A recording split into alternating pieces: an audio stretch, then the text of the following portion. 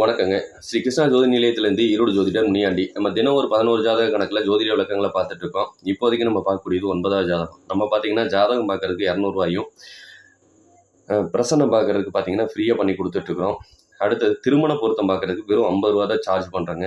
நீங்கள் வாட்ஸ்அப்லேயே வர முடியல அப்படின்னா நீங்கள் தாராளமாக அனுப்பிவிடலாம். அதுக்கு உண்டான பொருத்தத்தையும் பலனையும் எப்படி இருக்குதுன்னு நான் சொல்லிடுவேன். அடுத்தது ஜாதகம் எழுதுறதுக்கு ஒரு 1500 வாஸ்து பார்க்கறதுக்கு 2000 வாங்கக்கூடிய அமைப்புங்க. ரொம்ப கம்மியாக தான் சார்ஜ் பண்ணியிருக்கோம். தாராளமாக தேவைப்படுறவங்க கூப்பிடுங்க. அதுக்கு உண்டான பலனை நான் சொல்லிடுறேன் அப்படிங்கிறதையும் சொல்லிக்கிறேன்.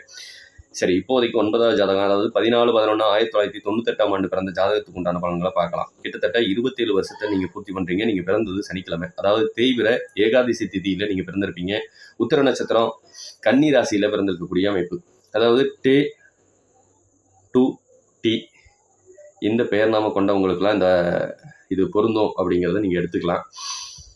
அடுத்தது பார்த்தீங்கன்னா உத்திர நட்சத்திரம் கன்னி ராசிக்கு யார் சந்திராசிரமமாக அமைவா அப்படின்னா மேசராசி சந்திராசிரமமாக அமையக்கூடிய அமைப்பு நல்லா இருக்குங்க. சரிங்களா? உங்களுக்கு உண்டான குபேர புள்ளி சதய நட்சத்திரம் கும்பராசிலையும், அதிர்ஷ்ட புள்ளி உத்திர நட்சத்திரம் சிம்ம ராசிலையும் அமையக்கூடிய அமைப்பு நல்லா இருக்குங்க.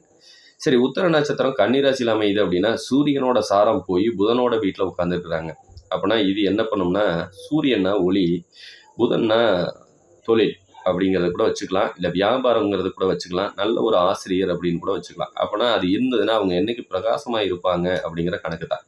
பிரகாசம்னா எப்படின்னா அவங்க எங்கே போனாலும் அவங்களுக்கு மதிப்பு மரியாதை கிடைக்கும். அது தொழில் செய்கிற இடத்துலையும் சரி, வீட்டிலையும் சரி, மற்ற இடத்துலையும் மதிப்பு மரியாதை கிடைக்கும் அப்படிங்கிறதையும் எடுத்துக்கலாம். ஒவ்வொரு சில நேரத்தில் அவங்க ரெட்டத்தன்மையோட அந்த மதிப்பு மரியாதையை வாங்கிட்டு இருப்பாங்க. அப்படின்னா நடிச்சுக்கிட்டும் கூட இருப்பாங்க அப்படிங்கிறத நீங்கள் வச்சுக்கலாம்.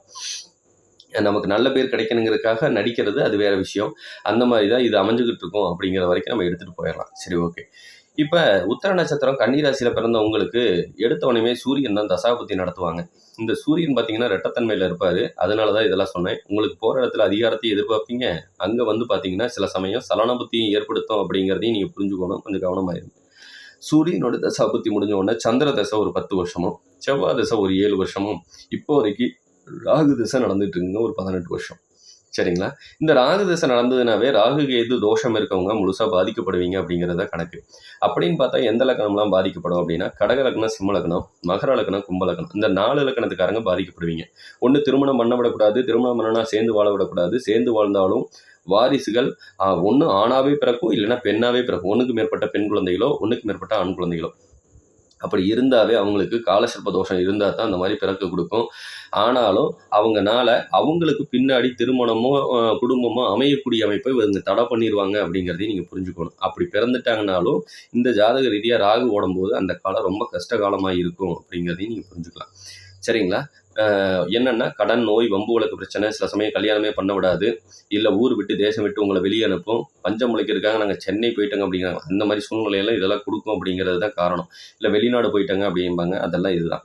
சரி, கம்ப்யூட்டர் சம்மந்தப்பட்ட ஒர்க் பண்ணால் நல்ல லாபம், வீடு கட்டக்கூடிய வேலையோ வீட்டுக்கு தேவையான சாமான்கள் வாங்கி விற்கக்கூடிய வேலையோ இதெல்லாம் உங்களுக்கு லாபத்தை கொடுக்கும். டிரைவிங் சம்மந்தப்பட்டது நல்ல லாபத்தை கொடுக்கும். அம்மா சரியான கோபக்காரங்க, சண்டைக்காரங்க, ரோசக்காரங்க. ஒரு சில நேரத்தில் விபத்தில் நீங்கள் கைகாலில் உறுப்பிழப்பு ஏற்படுற வரைக்கும் பிரச்சனையை கொடுக்கலாம். ஒரு சில பேர் அரசு சம்மந்தப்பட்ட வேலையில் உட்கார்ந்தாலும் லாபத்தை கொடுக்கும். கண்ணில் இடதுகண் பாதிக்கப்படக்கூடிய அமைப்பு, கடவுள் பக்தி ஈடுபடலாம். 30 வயசுக்கு மேலே தான் அதிகரிக்கும். அது வரைக்கும் ஒன்றும் பெருசாக அதில் ஆர்வம் காட்ட மாட்டீங்க. அதிகாரத்துக்கு சொந்தக்காரங்க, தலக்கணம் முடிச்சவங்க, அரசு உத்தியோகத்தில் தான் நல்ல லாபம். மனைவியும் அதிகாரம் முடிச்சவ, தலக்கணம் முடிச்சவ அப்படிங்கிற பேரோட வாழ்வாங்க. நல்ல புத்திசாலித்தனத்துக்கு சொந்தக்காரங்க தான் மனைவியும் சரி, நீங்களும் சரி. தோல் சம்மந்தப்பட்ட பிரச்சனையும் கொஞ்சம் கொடுக்கும், நரம்பு பிரச்சனையும் கொஞ்சம் கொடுக்கலாங்க. இதே ஒரு பெண் பிள்ளைகள் ஜாதகமாக இருந்ததுன்னா நல்லா படிக்கிற பிள்ளைங்க, நல்ல புத்திசாலித்தனத்துக்கு சொந்தக்காரங்க, அதிகாரத்துக்கு சொந்தக்காரங்க, அரசு உத்தியோகத்தில் இருந்தால் நல்ல லாபம்.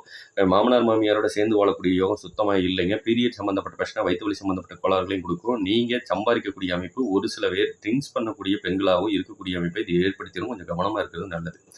கர்ப்பப்பை சம்மந்தப்பட்ட பிரச்சனையும் இது கொஞ்சம் கொடுக்குங்க, கொஞ்சம் அதுவும் கவனமாக இருந்துக்குங்க. கோச்சாரத்துப்படி எங்களுக்கு ஏதாவது சுப பலன்கள் உண்டா அப்படின்னு கேட்டிங்கன்னா, இன்னும் திருமணமாகாதவங்களுக்கு இன்னும் 1.5 வருஷம் கழிச்சு தான் திருமண யோகத்தை அமைச்சு கொடுக்கும். அடுத்தது வண்டி வாகனம் வாங்கக்கூடிய யோகம் அடுத்த வருஷம் இருக்குது. விபத்துகளும் இன்னும் 1.5 வருஷம் கழிச்சு வரும் அப்படிங்கிறதையும் சொல்லிட்டு, மேலும் வேறு தகவல் தேவைப்பட்டால் ஸ்ரீ கிருஷ்ணா ஜோதி நிலையத்தை அணுகுங்க. மிக்க நன்றி. வாழ்க வளமுடன். வணக்கம்.